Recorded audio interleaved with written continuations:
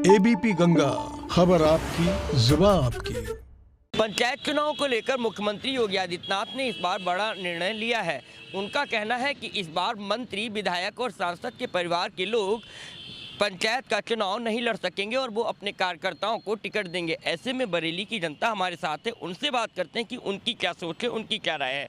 जो डिसीजन योगी जी ने लिया है, क्या कहेंगे उस पर? ये एक बहुत ही अच्छा निर्णय है। वास्तव में भारतीय जनता पार्टी पूर्ण रूप से लोकतांत्रिक विषयों को आगे बढ़ाते हुए लोकतांत्रिक रूप से पार्टी को आगे बढ़ाना चाहती है। और यही एक कारण है जो भारतीय जनता पार्टी आज विश्व की सबसे बड़ी पार्टी है।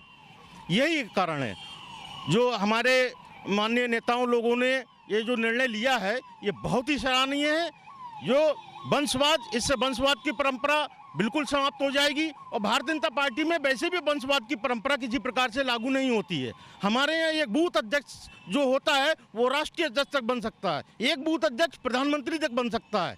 तो ये भारतीय जनता पार्टी की संस्कृति आज से नहीं, पुराने समय से रही है और ये भारतीय जनता पार्टी की विशेषता है और ये बहुत अच्छा निर्णय पार्टी का है। उम्मीद है अब कार्यकर्ताओं को टिकट मिलेगा? निश्चित कार्यकर्ताओं को टिकट मिलेगा। आप यदि पिछले जो अभी आप जो मध्यावधि चुनाव हुए थे उत्तर प्रदेश में या अन्य स्थानों पे, उसमें सारे टिकट जो थे वो संगठन के पदाधिकारियों को, संगठन के कार्यकर्ताओं को, संगठन के लोगों को ही दिए गए। किसी भी नेता को टिकट नहीं दिया गया। और भारतीय जनता पार्टी कार्यकर्ताओं की पार्टी है, वो कार्यकर्ताओं को ही आगे बढ़ाने का कार्य करती है। हैदर भाई, क्या लगता है इससे परिवारवाद खत्म होगा, वंशवाद खत्म होगा? एक अच्छी पहल है। कस्में, वादे, प्यार, वफा सब बातें हैं, बातों का क्या। इस पहल से पहले मैं दो बातें बताना चाहता हूँ।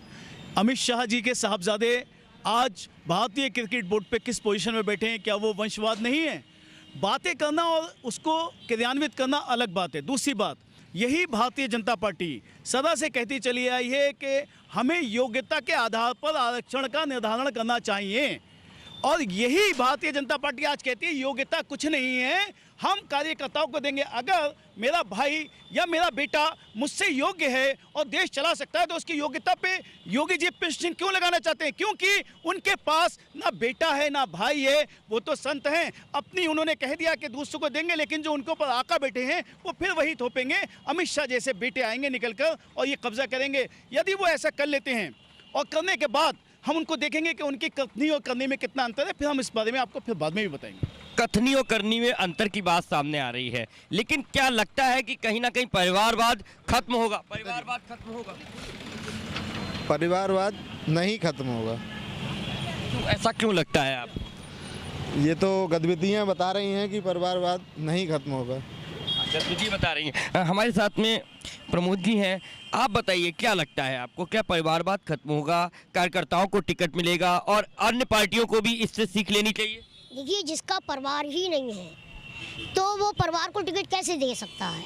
तो वो कार्यकर्ताओं को ही देगा। माननीय राष्ट्रीय अध्यक्ष श्री अखिलेश यादव जी ने भी हम कार्यकर्ताओं का उत्साहवर्धन करने के लिए हम लोगों को आगे कर रहे हैं वो। और मैं क्षमा के साथ आपसे कहना चाहूँगा, हालांकि मुझे ये बात नहीं कहनी चाहिए क्योंकि किसी के हृदय को ठेस पहुँचाने का कार्य हम लोगों का नहीं है। योगी के कौन से संतान है या आपके मोदी जी की कौन सी संतान है जो परिवारवाद को आगे बढ़ाएंगे? और जिसकी संतान है, अमित शाह की संतान है, क्या उन्होंने अपने बेटे को आगे नहीं बढ़ाने का कार्य किया है? तो योगी की संतान नहीं है, मोदी की संतान नहीं है। जब संतान ही नहीं है तो वो कार्यकर्ताओं को ही आगे बढ़ाएंगे। और हमारे यहाँ माननीय राष्ट्रीय अध्यक्ष जी, उनके भी पुत्र हैं और राष्ट्रीय अध्यक्ष स्वयं अपने पिता के पुत्र हैं। तो वो क्वालिफिकेशन उनकी इतनी है कि आज उनको उत्तर प्रदेश में ही नहीं, पूरे देश में अखिलेश यादव जी की एक मांग हो रही है, क्योंकि वो सबसे ज़्यादा पढ़े लिखे हैं। वो साधु संत वाली बातें नहीं करते हैं, वो देश को गुमराह करने की बात नहीं करते, वो उत्तर प्रदेश को गुमराह करने की बात नहीं करते। आज युवा जितने हैं उनको आगे बढ़ाने का हमारे माननीय राष्ट्रीय अध्यक्ष अखिलेश यादव जी कार्य कर रहे हैं। लेकिन क्या लगता नहीं कि अगर ऐसा हो जाए तो परिवारवाद खत्म होगा, अन्य लोगों को मौका मिलेगा? वरना एक विधायक या एक मंत्री, उन्हीं के बेटे, उन्हीं के बहू, वही लोग राज करें देश पे। क्या ये सही चीज़ है?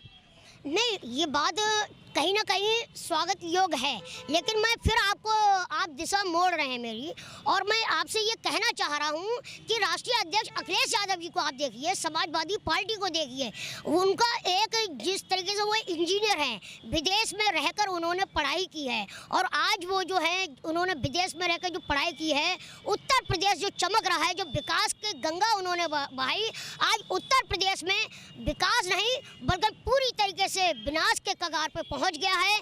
चाहे वो किसानों का धरना लेकर हो, पूरे उत्तर प्रदेश ही नहीं पूरे भारतवर्ष में पूरा का पूरा किसान आज सड़कों पर है, और किसान सड़कों पर है। लेकिन ये जो फैसला है, लगता नहीं कि स्वागत योग्य फैसला है। आप बोलो आपको क्या लगता है, क्या अगर अन्य लोगों को, युवाओं को, कार्यकर्ताओं को मौका देखो, अभी तक सरकार ने जो भी अपने वादे किए हैं, जनता को गुमराह किया है और आपस में लड़ाने का काम किया है। इनने वादे तो बहुत कर दिए, काम अपना कोई भी नहीं करा, और आगे भी लगता है ऐसे ही करेंगे। हमारे राष्ट्रीय अध्यक्ष अखिलेश यादव जी ने अपने कार्यकाल में जो 5 साल में जो काम किए हैं, उसकी जनता को काम को ना देखते हुए। आप ये बताइए, जो फैसला है वो कहीं ना कहीं क्या लगता है कि स्वागत योग्य है? फैसला पिता और पुत्र में फासला पैदा कर देगा, ये भी देख लीजिएगा। अगर एक पिता अपने पुत्र को योग्य बनाना चाहता है और वो सपोज कोई किसान है, तो वो खेत अपने बेटे को सौंपेगा अगर उसका बेटा योग्य है, और अयोग्य होगा तो उसको नहीं सौंपेगा। डॉक्टर है तो वो अपने से अच्छा डॉक्टर बनाना चाहेगा। अगर ये कंपटीशन चल रहा है परिवार में ही और उससे देश और समाज का फायदा हो रहा है, तो इसमें कोई बुराई नहीं है। पिता पुत्र में फासला पैदा मैं एक बात, अपने समाजवादी पार्टी के हमारे भाइयों ने जो एक बात कही अभी कि वंशवाद के विषय में उन्होंने कि ये ठीक नहीं है जो पार्टी ने किया है। मैं चूँकि समाजवादी पार्टी, कांग्रेस पार्टी, ये तो पार्टियां ही वंशवाद की हैं। इनकी पार्टियों में आप उठा के देख लीजिए, वंशवाद के अलावा कुछ भी नहीं है। चाचा, ताऊ, चचेरे भाई, तहेरे भाई, पिता, पुत्र, मतलब पूरा कुनबा इकट्ठा पार्टी को ही, एक ही कुनबा पार्टी को चला रहा है। भारतीय जनता पार्टी में ऐसा नहीं है। भारतीय जनता पार्टी में एक व्यक्ति यदि शीर्ष पर दक्षिण का बैठा होगा तो एक उत्तर का बैठा होगा, एक पश्चिम का होगा तो एक पूरब का होगा। चारों दिशाओं से लोग प्रतिनिधित्व कर रहे होंगे, सारी जातियों का लोग प्रतिनिधित्व कर रहे होंगे, सारे धर्मों का लोग प्रतिनिधित्व कर रहे होंगे।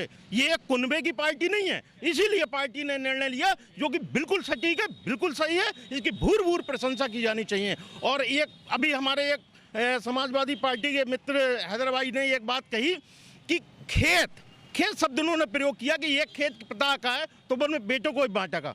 भाई साहब, राजनीति कोई खेत नहीं है, ये देश को चलाने का प्रश्न है, देश की व्यवस्था के प्रश्न है। ये कोई खेत नहीं है जो इसका हम देश की राजनीति की, देश की व्यवस्था का हम जो समानता है वो एक खेत से कर दें। ये बड़ा दुर्भाग्य का विषय है जो कि हमारे देश के नेता लोग इतना नीचे गिर के सोचने लगे हैं।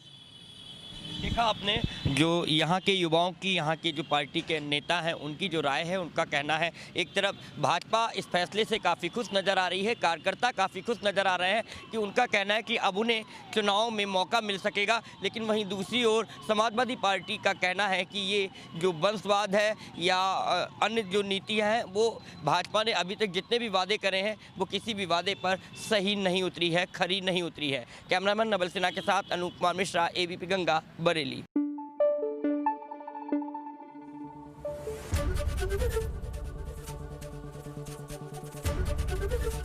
एबीपी गंगा, खबर आपकी, जुबान आपकी।